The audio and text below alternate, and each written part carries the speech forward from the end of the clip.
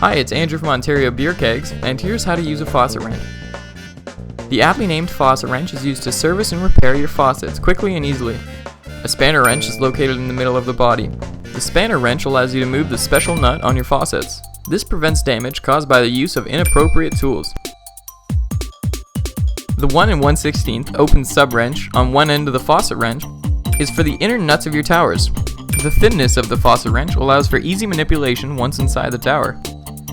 Opposite to that, there's a 1-inch open sub wrench. This is used to remove beer nuts from beer towers, shanks, and couplers.